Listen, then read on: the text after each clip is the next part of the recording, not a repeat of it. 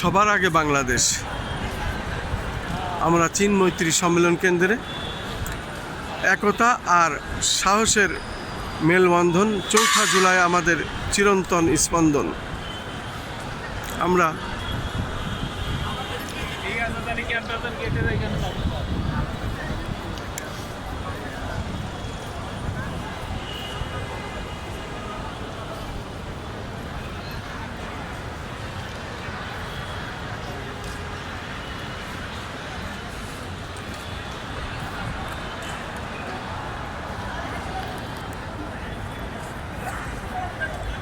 আমরা সকাল থেকেই এই চীন মৈত্রী সম্মেলন কেন্দ্রে এবং সারাদিন আমরা এখানেই আছি। এইমাত্র মাননীয় প্রধানমন্ত্রী বেরিয়ে গেলেন।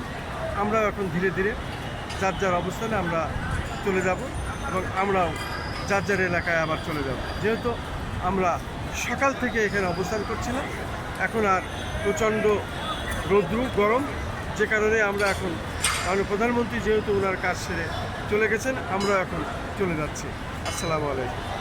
সবার আগে বাংলাদেশ। সবার আগে বাংলাদেশ। সবার আগে বাংলাদেশ।